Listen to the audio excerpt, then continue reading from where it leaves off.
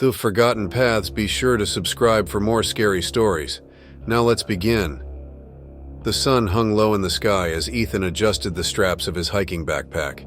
He had been looking forward to this trip for months, a solo weekend retreat into the heart of Hemlock Forest. Known for its dense canopy and winding trails, the forest was a haven for experienced hikers seeking solitude. Ethan needed the break. His corporate job had been eating away at him, and his friend's well-meaning advice to take a breather had finally sunk in. Ethan was in his early 30s, tall and wiry, with an analytical mind that rarely turned off. He loved nature, but preferred to experience it alone. Being around people all day drained him, and he found peace in the quiet company of the wilderness. As he parked his car at the trailhead, he couldn't help but feel a twinge of excitement. The forest felt like an escape, a place where he could leave the pressures of the world behind. His plan was simple: hike to Cedar Ridge, set up camp, and spend a couple of days photographing the scenery. Ethan had a knack for finding hidden beauty in the mundane, and he was eager to capture the forest's secrets through his camera lens. He checked his map one last time, noting the marked trails and the shortcut that would save him a few hours of hiking. The first few hours of the hike were uneventful. The forest was alive with the sounds of chirping birds and rustling leaves, the air crisp with the scent of pine. Ethan fell into a rhythm, his boots crunching softly against the dirt path. He paused occasionally to take photos, marveling at how the light filtered through the trees in golden beams. Around midday, he reached a fork in the trail. One path led uphill towards Cedar Ridge, while the other, narrower and overgrown, veered off into the denser part of the forest. Ethan hesitated, pulling out his map. The second path wasn't marked, but it looked like it could be a shortcut, a way to shave an hour or two off his hike. "What's the worst that could happen?" he muttered to himself. He chose the unmarked trail. At first, it seemed like the right decision. The path was rough but navigable, with enough breaks in the foliage to give him a sense of direction. But as he pressed on, the forest grew darker, the canopy above becoming so thick that it blocked out the sun. The air felt heavier here, the silence oppressive. Ethan's GPS signal had vanished, but he told himself not to worry. He had a good sense of direction and had been in situations like this before. He pressed forward, convinced that the main trail would reconnect eventually. As the hours passed, Ethan's confidence began to waver. The path seemed endless, twisting and turning in ways that made no sense. The trees all looked the same, their gnarled trunks and moss-covered roots creating an eerie uniformity. He checked his watch. It was late afternoon, and he still hadn't found the main trail. That's when he noticed it. The trail was no longer a trail.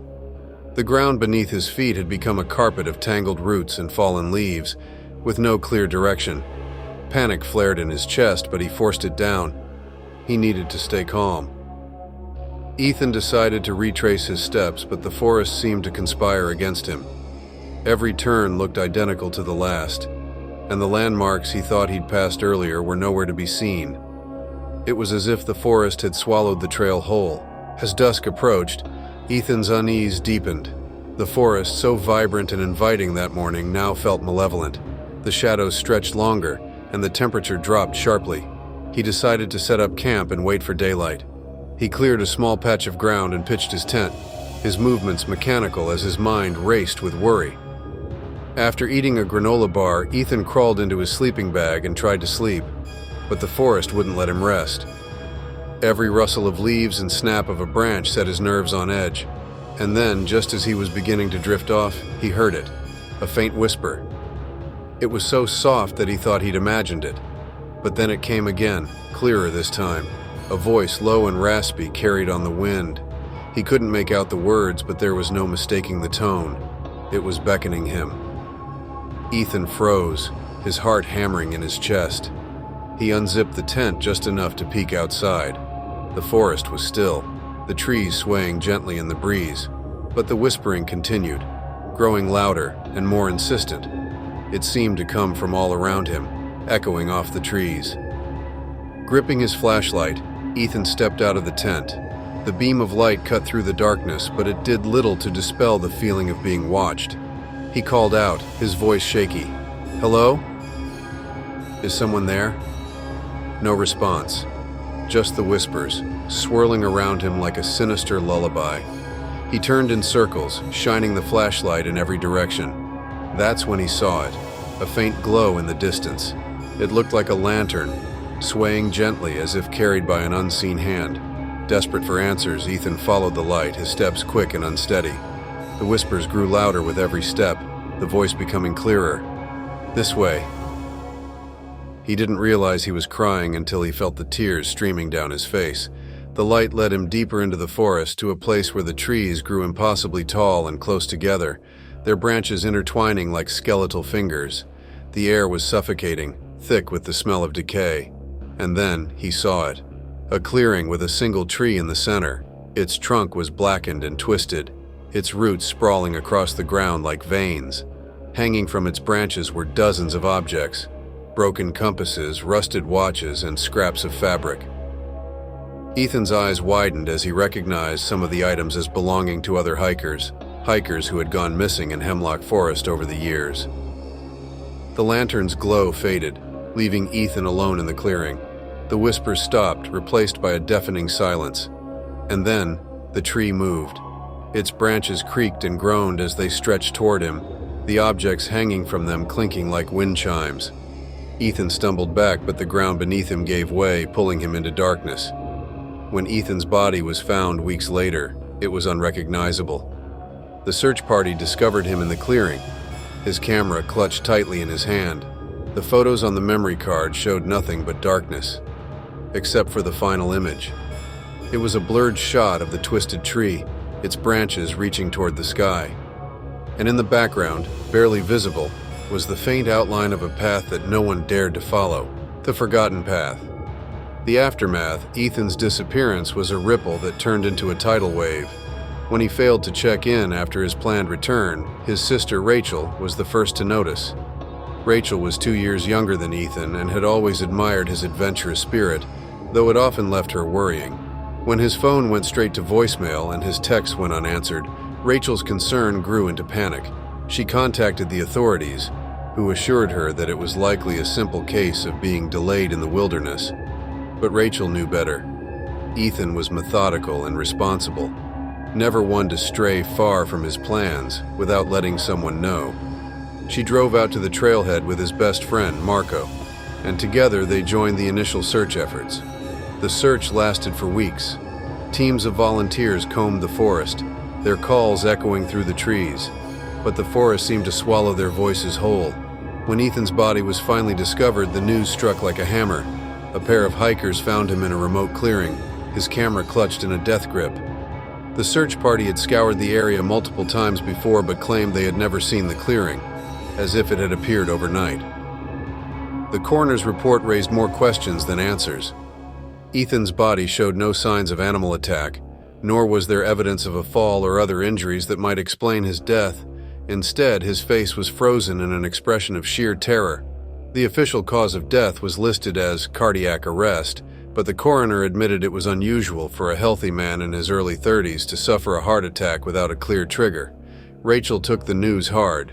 She'd always felt a connection to Ethan, a bond forged in their childhood when they would spend hours exploring the woods near their grandparents' house. Losing him felt like losing a part of herself. She pored over every detail of the coroner's report, searching for answers that weren't there. Marco was equally devastated. He had known Ethan since college, their shared love for photography bringing them together. Marco couldn't shake the guilt, wondering if he should have joined Ethan on the trip or done something to prevent his fate. Together, Marco and Rachel organized Ethan's belongings, retrieving his camera from the police and hoping it might offer some clue about his final moments. The photos on the memory card were haunting. Most were typical shots of the forest, showcasing Ethan's eye for detail. But the final images were different, dark, blurred. The last photo in particular sent chills down their spines, the shadowy outline of the gnarled tree and what appeared to be a faint path in the background.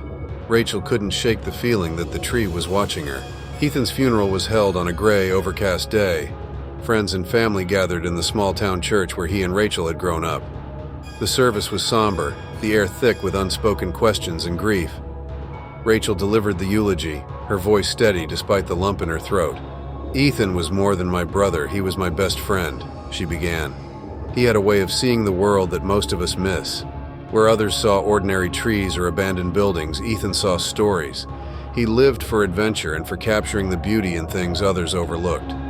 It's hard to say goodbye, but I take comfort in knowing that he was doing what he loved." As Rachel spoke, her mind drifted back to the photos. She hadn't shown them to anyone else, not even Marco. They felt wrong, as though sharing them might unleash something best left forgotten. After the service, mourners gathered at Rachel's house.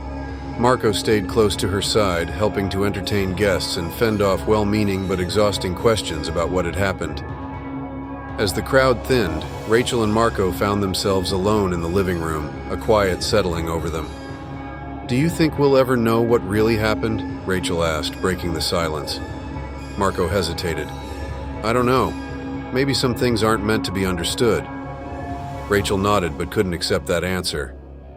Later that night, long after Marco had left and the house was still, she pulled out Ethan's camera.